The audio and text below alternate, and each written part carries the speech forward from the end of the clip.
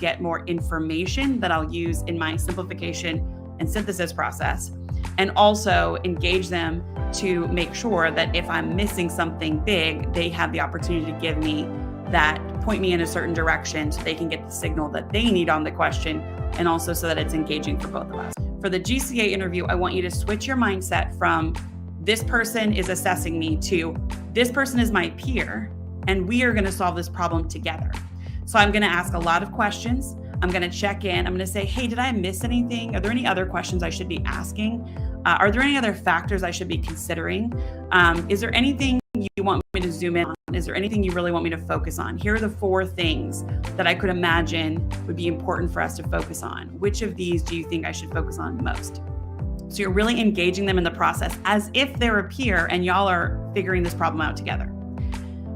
The second tip that I have is around engaging the interviewer. It's kind of related to changing your mindset, but first you have to flip the bit on your mindset to say, okay, this person's a peer, we're solving this problem together. Now that I've got the mindset that we're in this together, now I want to figure out how to actually engage them to get more information that I'll use in my simplification and synthesis process, and also engage them to make sure that if I'm missing something big, they have the opportunity to give me that, point me in a certain direction so they can get the signal that they need on the question, and also so that it's engaging for both of us. For the GCA interview, I want you to switch your mindset from this person is assessing me to this person is my peer and we are going to solve this problem together. So I'm going to ask a lot of questions. I'm going to check in. I'm going to say, hey, did I miss anything? Are there any other questions I should be asking? Are there any other factors I should be considering? Is there anything you want me to zoom in on? Is there anything you really want me to focus on? Here are the 4 things that I could imagine would be important for us to focus on. Which of these do you think I should focus on most? So you're really engaging them in the process as if they're a peer and y'all are figuring this problem out together.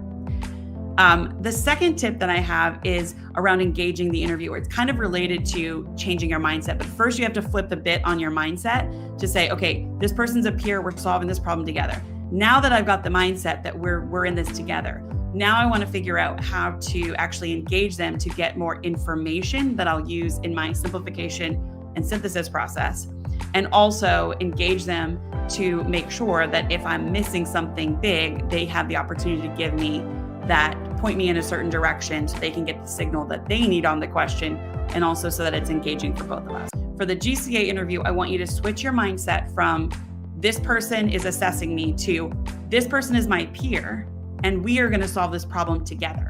So I'm going to ask a lot of questions. I'm going to check in. I'm going to say, hey, did I miss anything? Are there any other questions I should be asking? Are there any other factors I should be considering? Is there anything you want me to zoom in on? Is there anything you really want me to focus on? Here are the 4 things that I could imagine would be important for us to focus on. Which of these do you think I should focus on most? So you're really engaging them in the process as if they're a peer and y'all are figuring this problem out together. The second tip that I have is around engaging the interviewer. It's kind of related to changing your mindset, but first you have to flip the bit on your mindset to say, okay, this person's a peer, we're solving this problem together. Now that I've got the mindset that we're in this together, now I want to figure out how to actually engage them to get more information that I'll use in my simplification and synthesis process, and also engage them to make sure that if I'm missing something big, they have the opportunity to give me that, point me in a certain direction so they can get the signal that they need on the question. Hello, good morning. Hi, everyone. I'm going to give it a second for people to start joining. I see that we've already got a couple of questions. Thanks for those.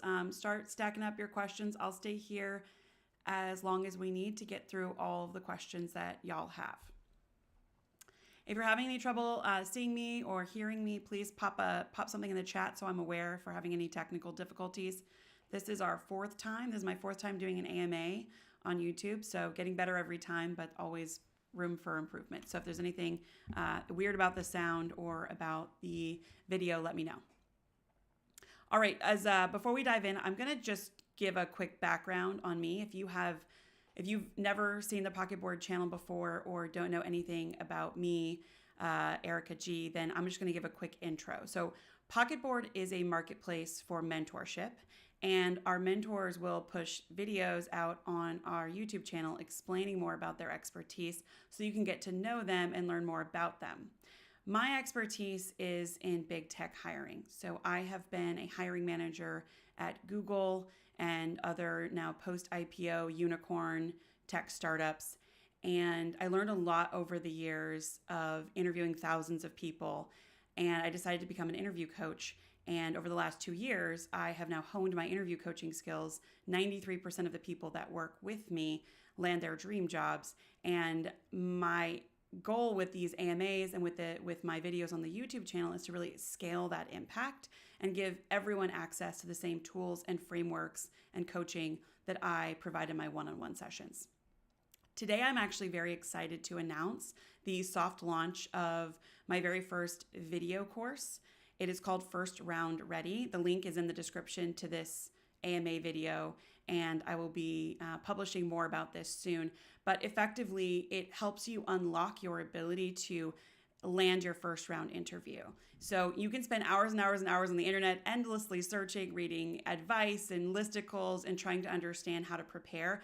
I boil it all down to the bare essentials so that you can, in 77 minutes, learn how all of the frameworks and tools that you need to pass your first round interview.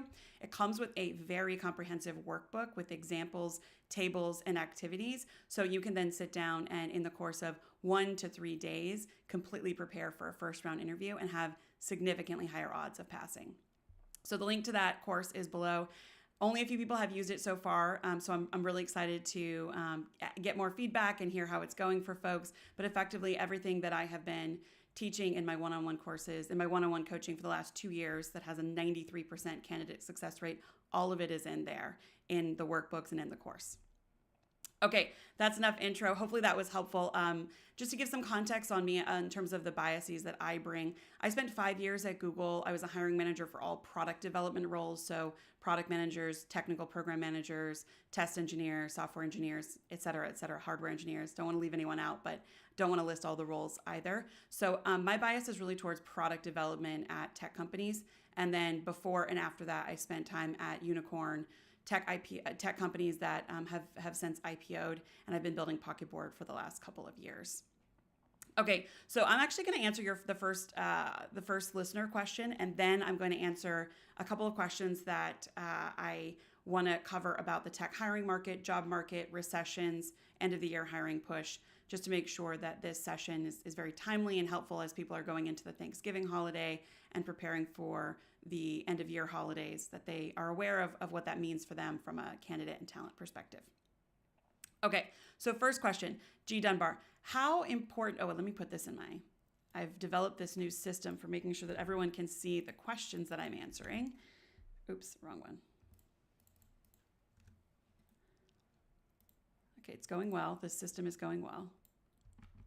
Okay, Jean Dunbar asks, how important are certifications, PMP, Agile, etc., if you have 10 plus years of experience? So the question of certifications is one I get all the time. I am a hiring manager for technical program managers and program managers. And I will tell you that there is a huge difference between the East Coast and the West Coast and the middle part of our country. I'm in the US, so a lot of my advice is very biased towards the US job market. West Coast is going to not care so much about certifications, especially if you have 10 plus years of experience. I work with people who are at various stages of their career, whether that's, hey, I'm trying to pivot into project and program management. I've been in project management. I want to move to program management, or I've been in program management for a while. How do I expand my career into more broad kind of systematization, operations, leadership, et cetera? So for people that are at that beginning part, where they've either been in a role for a while and they're trying to pivot into project management, getting the certification is going to help you in a couple of ways. One, it's going to teach you the lingo of that field. In this case, we're talking about PMP, Agile. So we're talking about project management lingo. If you're working on software, Agile, Kanban, Scrum, these are all going to be frameworks that are going to be helpful for you to learn so that you can then speak the language of that profession. PMP is kind of generally for any project management. So I think that I'm PMP certified myself, and I think it was really helpful for me to learn the language of that profession, so that when I went and interviewed with or without experience, I was able to speak kind of in the language of the interviewer. And I talk a lot about that in First Round Ready, which is the digital course that I just launched today for getting ready for your first round interviews. And the reason I talk about speaking the lingo is that everyone listens and hears in the language that's most native to them. And I'm not talking about actual languages like English or Spanish. I mean the language of the career, the language of the culture. And so if you as a candidate can map and use the language of that role, the language of that work culture, you're going to have a significantly higher chance of speaking the same language as your interviewers and really having a high signal conversation where they're really understanding everything you're saying and they're able to assess you appropriately. So really long answer to a very short question. I think the more experience you have in project program management, software development, the less the certifications matter. If you're trying to break into the field, the certifications can help you in terms of educating yourself, learning the lingo, but they can also help you in terms of getting you more certifications and credit for many companies. If they're hiring entry-level project managers, the difference between someone who has no experience, but at least has the certifications is pretty significant. I mentioned that there's a difference in coast. So East Coast is going to care a lot more about certifications. West Coast is going to care a lot more about what you know how to do. And then the rest of the country, it will vary pretty tremendously by the culture of the company.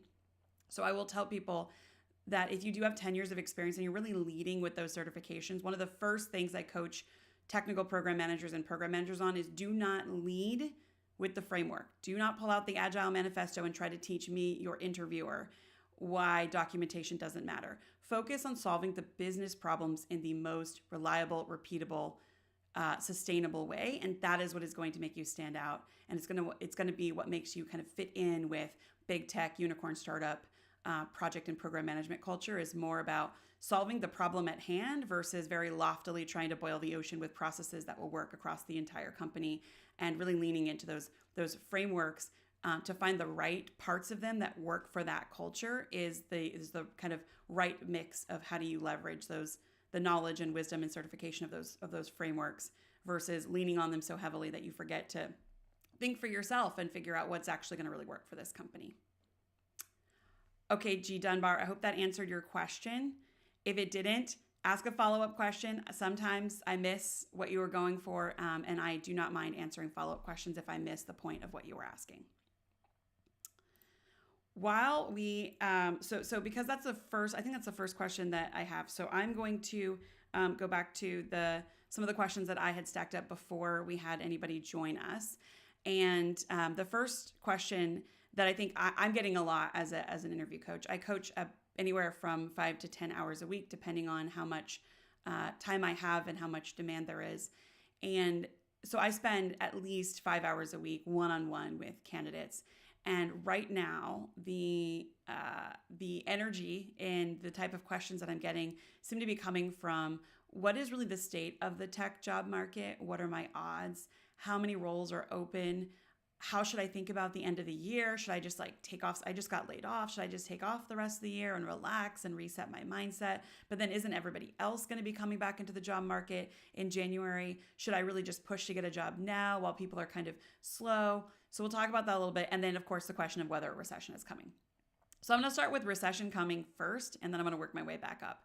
So economists are pretty there's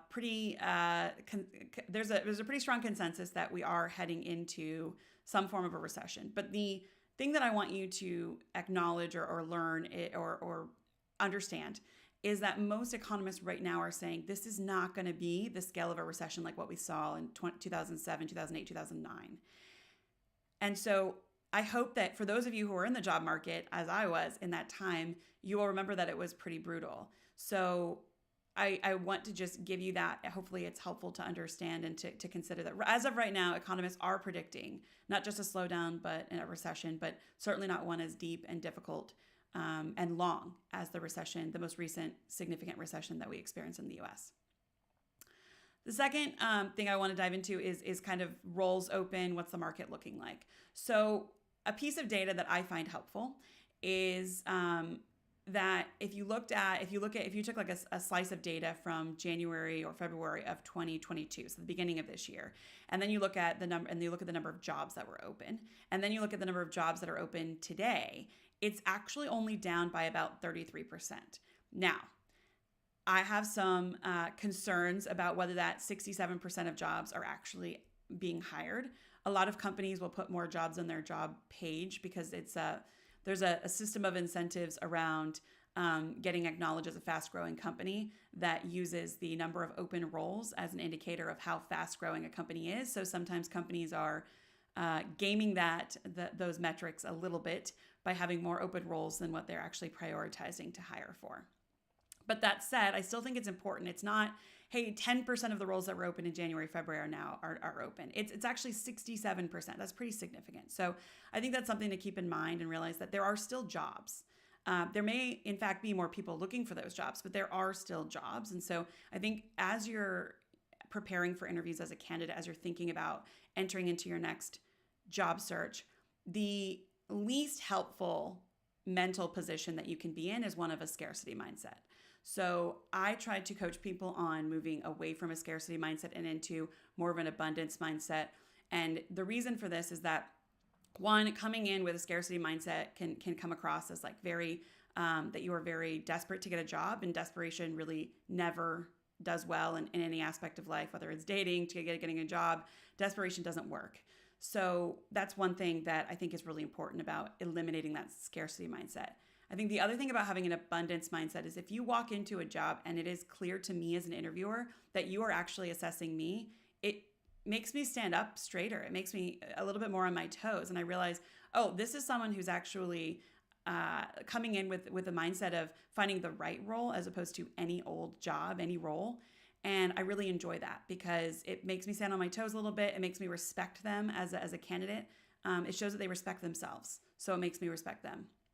And I think confidence has, there's a lot of psychology around confidence, and as much confidence as you can bring into your job search, you will find that it pays dividends to have confidence going into your job search. So move towards a mindset of abundance and a mindset of confidence as opposed to desperation and scarcity. And some of the information that I just shared, I hope will help you move in that direction. And the last thing that I said I would talk about here is end of year considerations. So it is a well-known fact that at the end of the year, hiring slows. So hiring is already slowing because of this kind of recession concerns and the economy slowdown in general. In tech, I should say in tech. So one thing that I think people need to zoom out and realize is that more jobs were created in October than in any other month of the year. So like job creations at a macro scale are growing. It's just tech that is shrinking a little bit. And if you look at like the number of people that lost their jobs in October versus the number of people in tech that lost their jobs, we are like a blip on the map. Okay.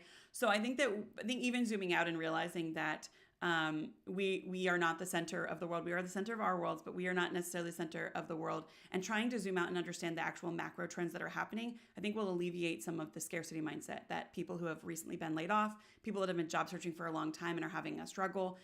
Hopefully that can help you. Just using facts and data and logic.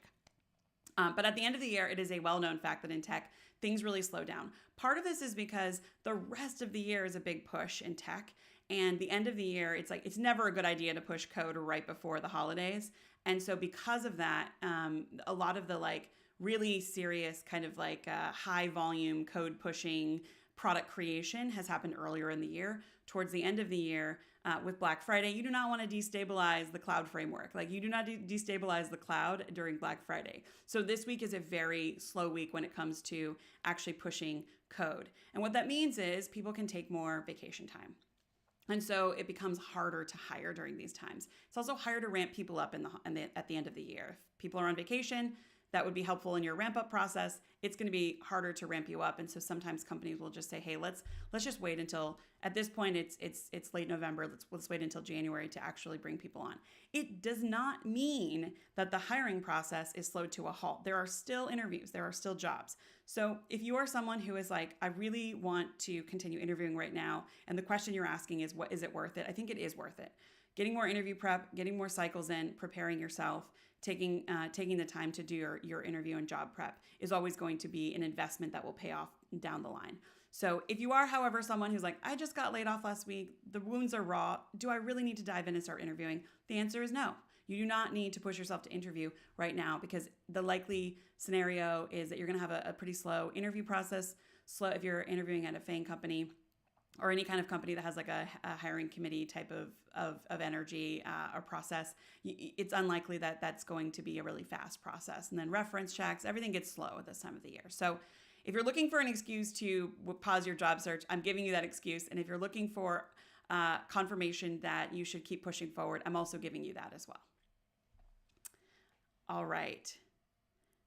Eric, I appreciate you putting this together. Thank you, Eric. I appreciate that. That means a lot to me.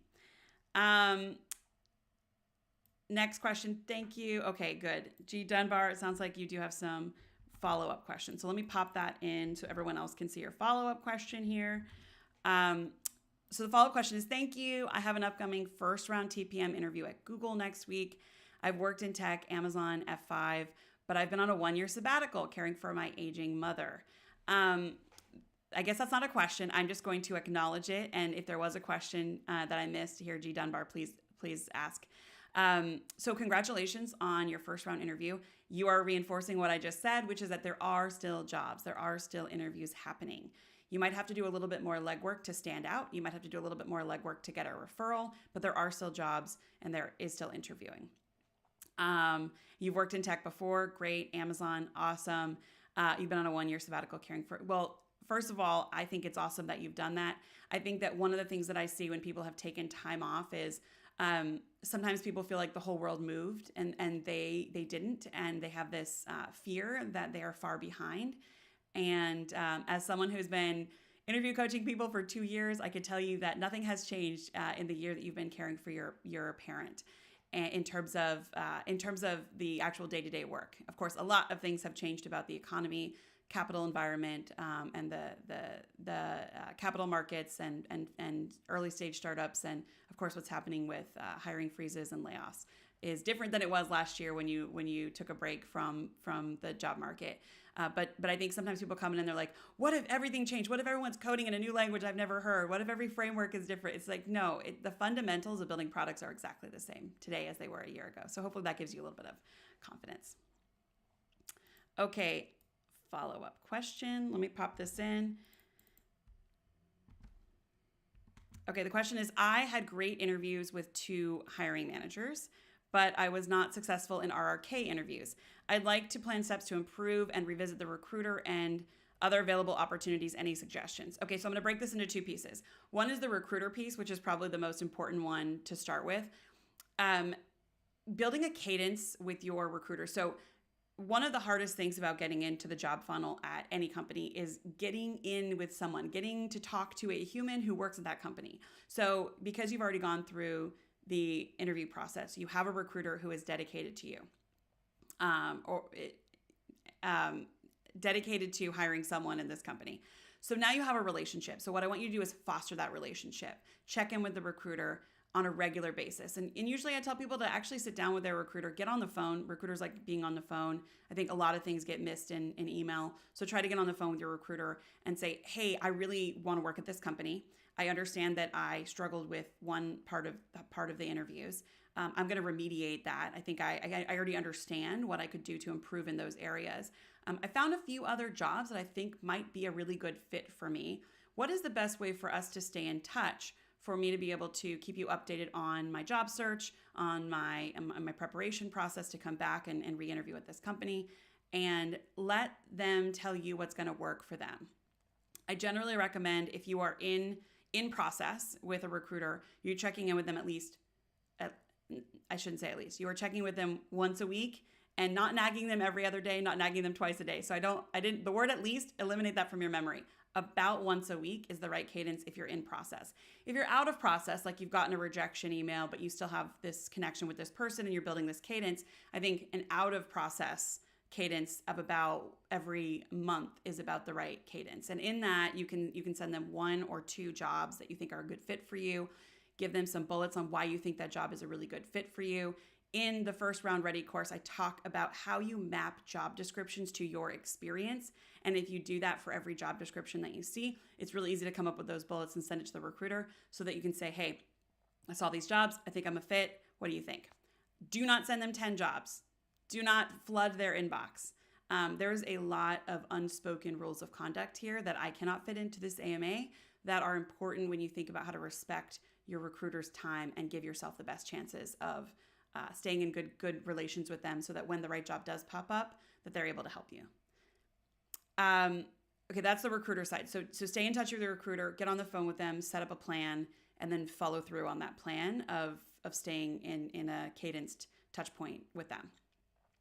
Second is the RRK part. So for people that aren't familiar with the Google interview process, and really any big tech company is going to have something like RRKs. So RRKs are the role-related knowledge and skills, and imagine it's like a list of skills that are required for anyone who's being assessed for that specific role. So in product management, you're going to have things like product sense. You're going to have things like execution. In technical program management, you're going to have things like project planning, future proofing. So there are a list of those for every role within the company. And there's anywhere from like 6 to like 9 core RRK for any role.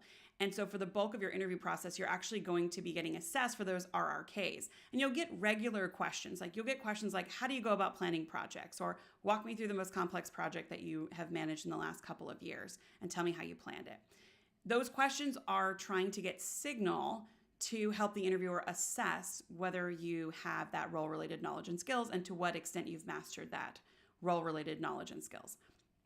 So when you are not successful in your RRK interviews, this is helpful because it helps you really zoom in on what to improve for the next time that you interview. So what it means is you really need to brush up on your fundamentals. And sometimes it's actually just that you need to brush up on how you tell your stories. So a lot of those questions are going to be behavioral questions. So tell me about the most complex project you've ever managed. Tell me about a recent feature that you launched.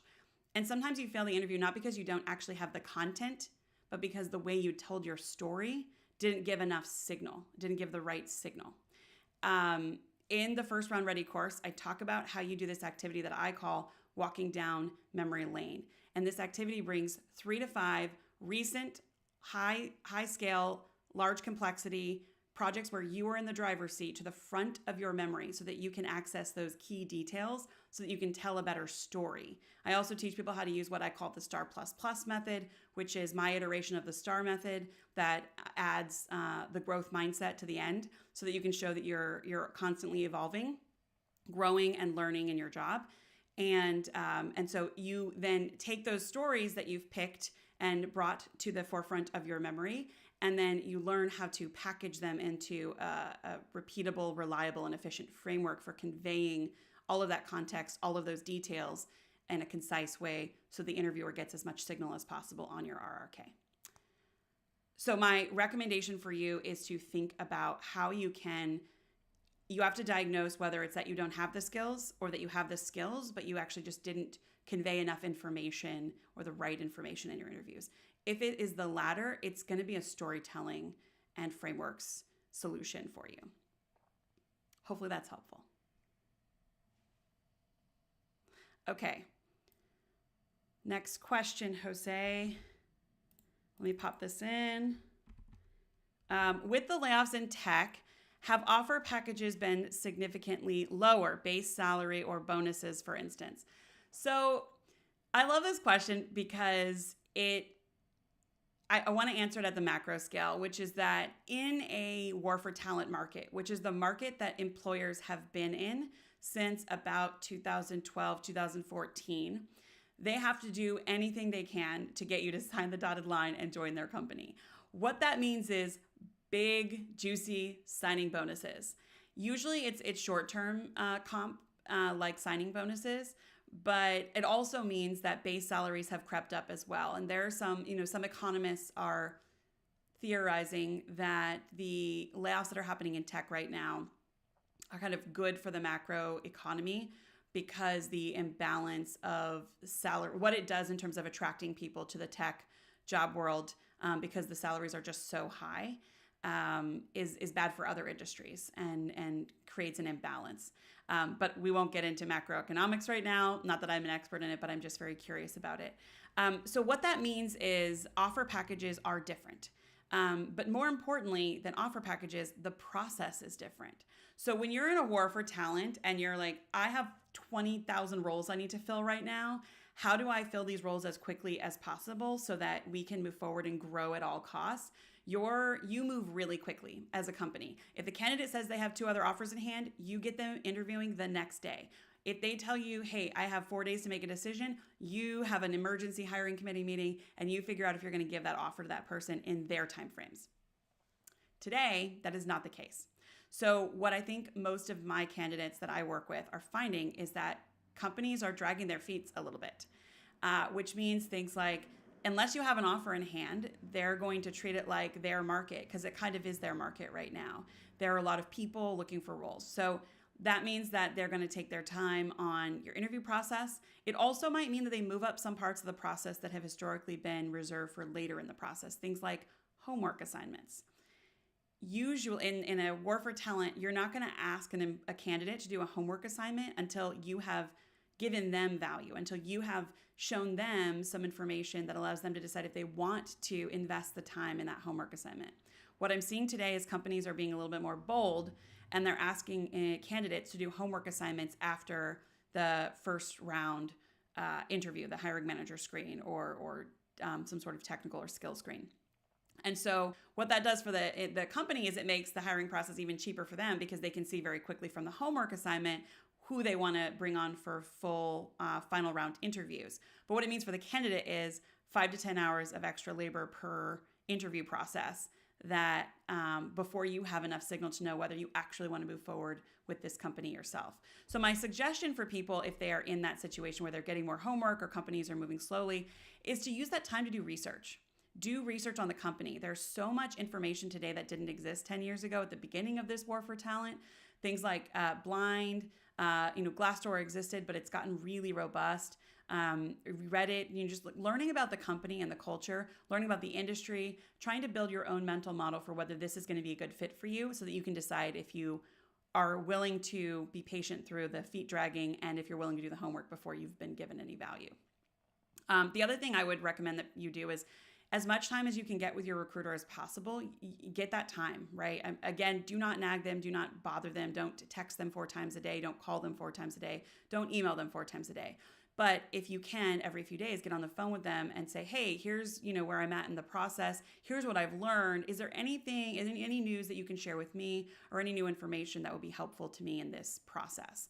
That way you're bringing them into your court, you're turning them into a champion for you, you're expressing through your actions how engaged you are in the process, and all of that ends up paying off when it comes down to multiple candidates who could potentially do the role well and deciding which of those is going to get the offer.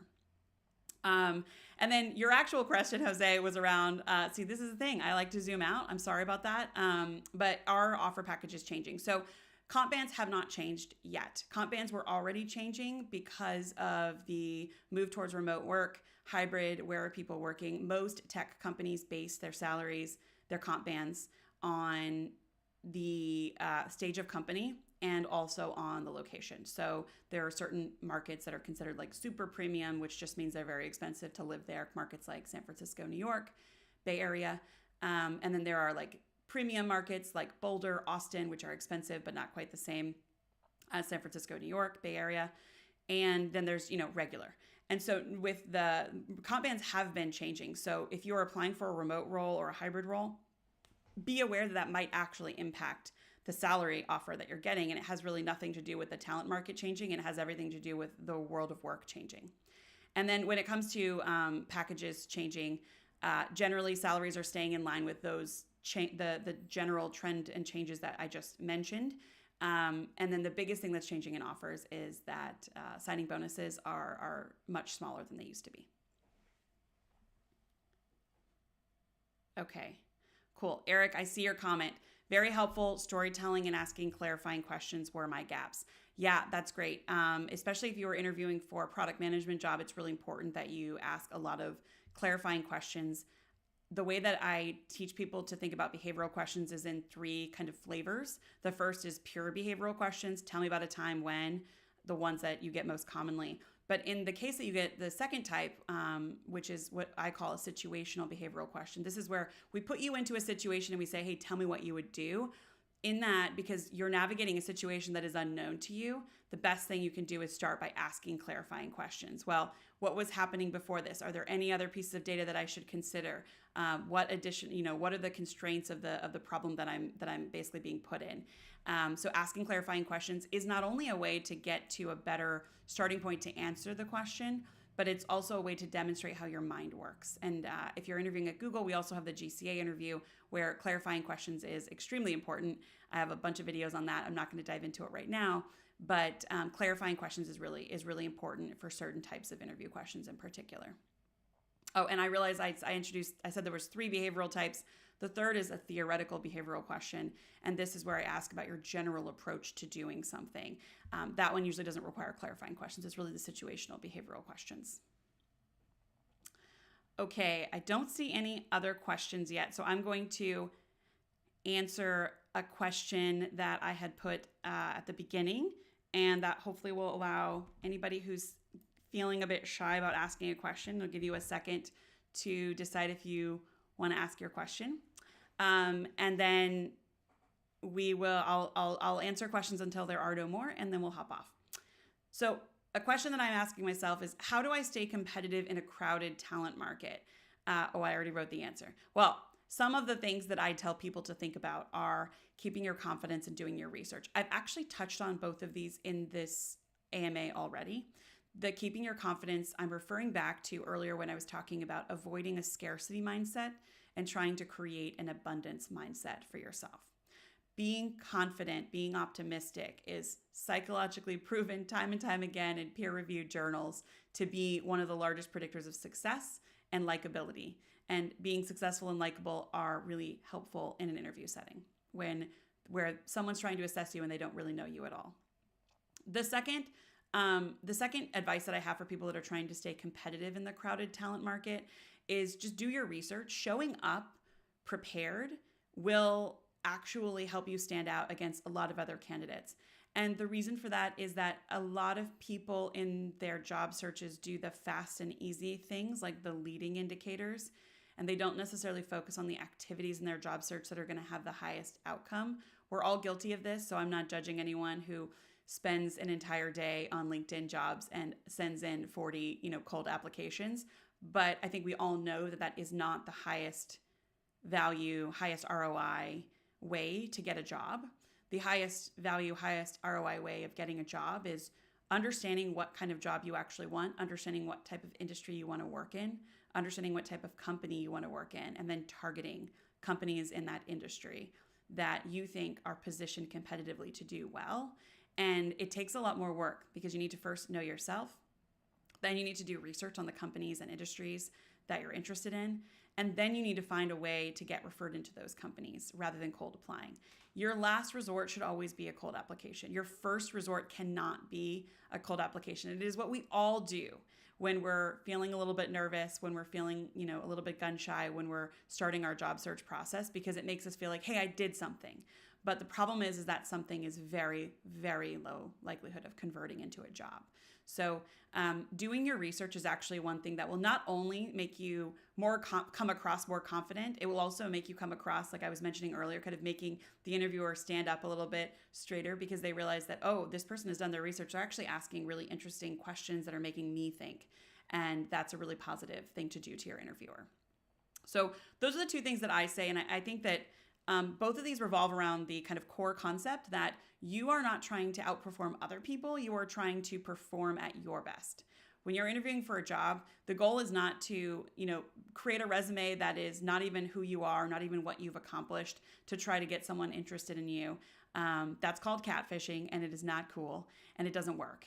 And what it really is about putting your best foot forward.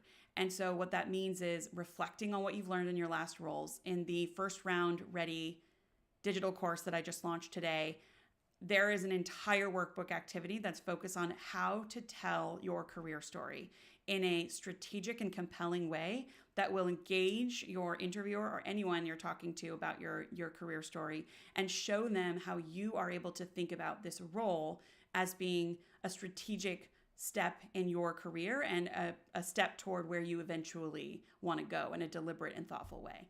So it's really powerful when someone can tell me a career story that shows that they've been progressive and deliberate up until now, and that they're being deliberate about what this next step looks like. Especially as an employer in the market today where disengagement and quiet quitting are on the rise.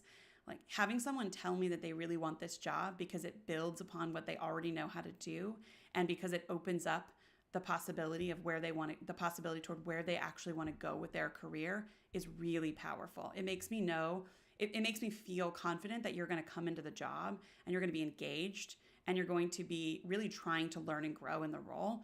And in a world where there's so much quiet quitting and kind of like slow passive resignation happening, it really helps you stand out as a candidate if you can tell me a strategic, compelling career story. Okay. All right. I don't see any other questions. If anybody that has already asked a question, do not feel selfish if you have a follow-up question. I really want to make sure I'm robustly answering y'all's questions and that I'm really understanding the spirit of them so that I can give you the best possible answers. So I'm going to give a couple minutes for anybody who is listening who hasn't asked a question to ask one, and anyone who has asked a question to feel free to go ahead and ask a follow-up question or any kind of like nuanced follow-up question if I didn't quite get to the spirit of what you were asking. And while I'm waiting for that, last week I was like, I need elevator music, but this week I have a pitch. So I want to talk a little bit more about the First Round Ready course. I'm really excited about it, and I'm sorry that I've mentioned it so many times, but it is really fresh. I just launched it yesterday afternoon, and I've been working on it for the better part of 2 years. So I'm really proud of it, and I'm really excited to scale my impact beyond what I can do in one-on-one interview coaching. So the First Round Ready course is all about helping you land that first round interview. So it's focused on people that actually have an upcoming interview, who are trying to figure out, how do I prepare most efficiently? Because maybe my interview is just in a few days, or maybe it's next week. How do I prepare efficiently, and how do I prepare effectively? Because I actually want to pass this interview. So I take all of the best information, guidance, tips, tools from the internet, as well as from my 2 years of interview coaching with a 93% candidate success rate. And I packaged it into a 77-minute course where I am explaining to you what you need to do and why you need to do it to pass your first round interviews. And then it comes with this very, very robust workbook that actually walks you step by step through the actual preparation process, from mapping the job description to your experiences, refreshing your memory about all of your digital professional content, to how to pull those stories from deep archive memory into the front of your memory so that they're very easily accessible in full detail and high resolution, so you can answer any question that's thrown at you. I teach you all of the response frameworks you need for the 3 flavors of behavioral questions that I just mentioned. I teach you how to tell a strategic, compelling career story. And I actually have a workbook that walks you through the actual formulaic creation of that strategic, compelling career story so that you can answer, why do you want to work here? And tell me about yourself, the 2 most common interview questions of all time. And then I end with how to formulate great questions for your interviewers. And that is going to be what is going to help you stand out from other candidates. And the workbook walks you through not just how to do that research and how to formulate those questions, but actually gives you examples and kind of a Mad Lib style plug and play, so that you can kind of learn how to formulate those questions, but get some questions really quickly based on your research about the company, the industry, the team, the role, and the competitive landscape. Okay, that's my last pitch on First Round Ready, but I'm really proud of it. I've been able to help hundreds of people at this point land their dream jobs, and my mission and my goal is to help over 10 million people get into their dream roles, and the only way to do that is through an offering that doesn't require one-on-one and really packages up the learning. So I have a ton of videos on the YouTube channel. So if you're like a DIYer and you want to do this all for free, most of the same information is available on the YouTube channel. What I try to do in the course is really cut to the chase. If you are in an emergency, I have an interview this week mode or next week mode, and you want to just focus, have one tool, one resource that helps you prep, that is what First Round Ready is. Okay. One more question. Awesome. Thank you, G. Dunbar. Sounds like you need your course. I would love to hear, if you do end up taking the course, I would love to hear your feedback on it. I am a living, growing feedback machine myself, and it's something that I teach people how to be in their interview process. That's the plus part of my STAR++ framework. And so I'm really open to feedback. So if anyone who's listening today does actually go and start the course today, I would love to hear your feedback. I'm really open. Okay, how important is diversity in the tech job market now?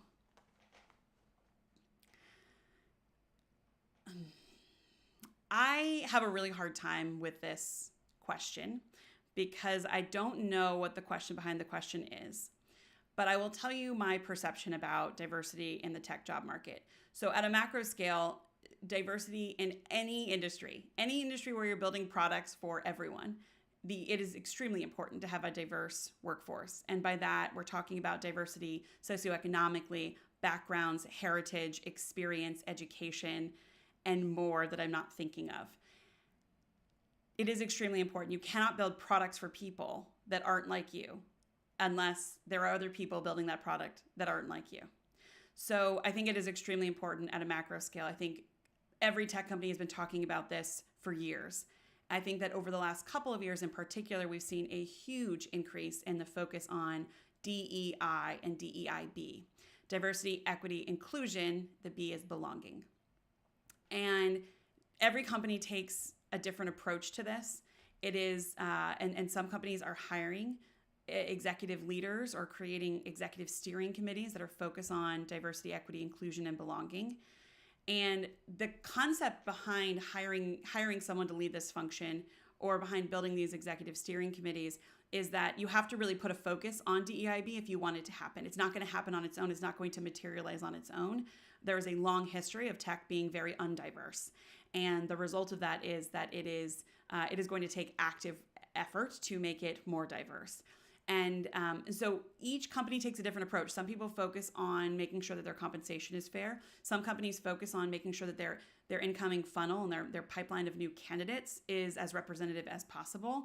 They have different metrics that they use to do this. They have different accountability mechanisms they use to improve their position on diversity from a compensation, company composition, employee and candidate composition perspective. So I would say it is important. I will say my experience in tech, and the reason I had a very long pause when I started to answer this question, is that my experience is that in tech, we are almost any company that is a fast-growing unicorn stage company, which has been my experience. So I can't speak for slower-growing, smaller tech companies. But these fast-growing venture-funded companies, often if choosing between a candidate that is diverse that they think is qualified and a candidate that is not diverse that they think is super qualified, the choice seems to be that they'll always choose the non-diverse, super qualified candidate. Now, that's boiling a lot of very nuanced things down to a very simple term, like this concept of qualified and less qualified and more qualified, and calling someone undiverse is kind of an odd word choice to use. So it is a very fraught time for diversity in tech, because I think we're at this place where we fully acknowledge it's needed. We're starting to invest in it. And now, as I think people, as individuals, we're kind of demanding that companies start showing us what they're doing here. And so I think that it is still important. It has always been important. I think it is now important and it's being actioned on, but I think it's still very early days. And I think that my perspective is that companies are really trying to bring in more candidates that come from diverse backgrounds into their hiring funnels. And then I think it remains to be seen how often they're choosing to bring in candidates that aren't kind of like perfectly fitting the profile of what they're used to, which is based on a non-diverse standard. All right. Hopefully that was a helpful answer to your question, G. Dunbar. I like to zoom out, so I hope that wasn't too much intro, but I think it's important to understand that this is a Grail problem and no one has figured it out. And I think that we should always be pushing companies to do better at it, but also recognize that it is a nearly impossible problem right now. Okay, I am going to make this the official last call on questions. And also give a quick announcement that today is a Monday, which is very odd because usually I do these AMAs on Tuesdays at 9 a.m.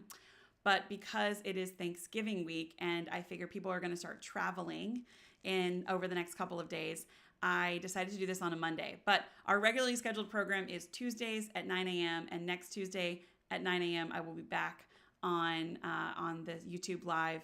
It'll be a separate URL, but if you subscribe to the channel, if you subscribe to the Pocketboard channel and ring the bell so you get notifications, you will get an email or even a push notification if you're on YouTube as soon as I start the live stream next Tuesday at 9 a.m. The best way to stay in touch and to know when I'm doing these, because they're generally on Tuesdays at 9 a.m., but also the holidays are coming up, so I might make some changes.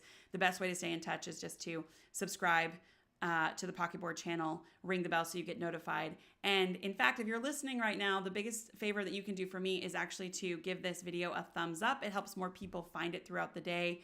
If they're at work and not able to join us live, this will help more people find it. So please give us a like on this video. And with that, I'm going to wrap it up. G. Dunbar, thank you for the thank you. Eric, Jose, thank you so much for the questions. Really appreciate it. Hopefully this was helpful for you. And if you have any feedback, please don't be shy to pop a comment with some feedback or some ideas for future topics for these AMAs. And really appreciate it. I hope you all have a wonderful rest of your day and a fabulous Thanksgiving holiday.